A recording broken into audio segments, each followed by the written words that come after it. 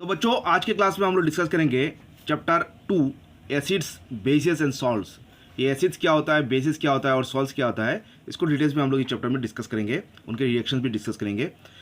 तो इससे पहले आप लोगों ने चैनल को सब्सक्राइब नहीं किया तो चैनल को सब्सक्राइब कर लीजिएगा, ऐसे हम लोग डिस्कशन कंटिन्यू करेंगे आगे भी। तो चलिए शुरू करते हैं। You have learn in your previous classes that the sour and bitter tastes of food are due to acids and bases respectively present in them. अब देखिए, कुछ खाना हम लोग खाते हैं तो उसका टेस्ट क्या होता है, उसको खट्टा लगता है हमें, और कुछ हम लोग खाना खाते हैं तो वो कड़वा लगता है। तो ये खट्टा और कड़वा किस लिए होता है बच्चों? अगर चीज़ में, अगर कोई भी खाद्य में अगर उसका एसिड कंटेंट ज़्यादा होता है या एसिड होता है तो वो खट्टा लगता है हम लोगों को, और अगर उसमें अगर बेस होता है, वो खाना अगर बेस कंटेंट ज़्यादा होता है तो वो हमें कड़वा लगता है।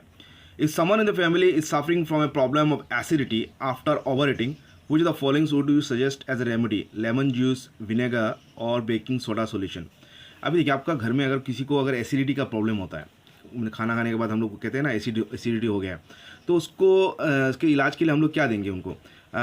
ये लेमन जूस देंगे, विनेगर देंगे या बेकिंग सोडा सॉल्यूशन देंगे उनको। तो देखिए दोस्तों, यहाँ पे देखिए, अगर हम लोग उसको लेमन जूस देते हैं, लेमन जूस ऑलरेडी क्या है, खट्टा है, तो वो एसिडिटी में और भी ज़्यादा खराब नुकसान पहुँचाएगा। तो विच प्रोवाइड, और यह अगर विनेगर देते हैं, ये भी एक एसिड है, तो इससे भी हमारा एसिडिटी का प्रॉब्लम सॉल्व नहीं होगा। तो बेकिंग सोडा दे सकते हैं क्या, देख लेते हैं। Which property did you think of while choosing the remedy?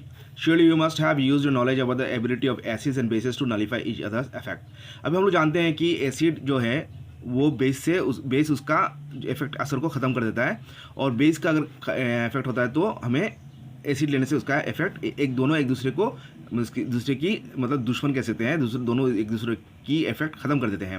Nullify each other's effect मतलब वो knowledge about the ability of acids and bases to nullify each other's effect nullify मतलब उसको ख़त्म कर देना, उसको नील कर देना।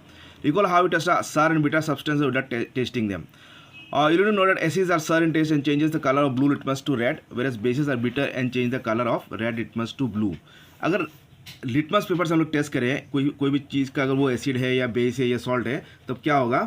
तो हम लोग देख सकते हैं, जो एसिड्स तो खट्टा तो टेस्ट होता है, और जो ब्लू लिटमस पेपर होता है उसको लाल कर देता है। अगर लिटमस पेपर में और ब्लू लिटमस में अगर हम लोग एसिड डालते हैं तो वो लाल हो जाता है। वो अगर बेस दे देते हैं तो वो कलर क्या हो जाता है? रेड लिटमस टू ब्लू, मतलब रेड को ब्लू करता है बेस और ब्लू को रेड कर देता है acid. So litmus is a natural indicator, turmeric is another such indicator. तो लिटमस एक नेचुरल इंडिकेटर है, एसिड और बेस को हम लोग टेस्ट कर सकते हैं। और इसके साथ साथ हल्दी, अगर कपड़े में हल्दी लग जाता है तो भी हम लोग देख सकते हैं कि उसका वो पीला पड़ जाता है। Have you noticed that a stain of curry on a white cloth becomes reddish brown when soap, which is basic in nature, is scrubbed on it?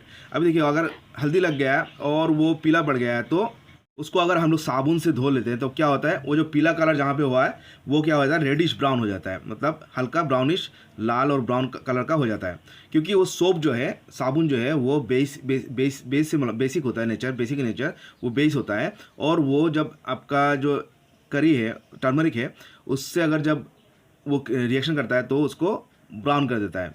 It turns yellow again when the cloth is washed with plenty of water. अगर फिर से हम लोग पानी से धो देते हैं तो वो फिर से पीला हो जाता है। तो इसी से हम लोग जान सकते हैं कि एसिड और जो बेस किस तरह रिएक्ट करते हैं।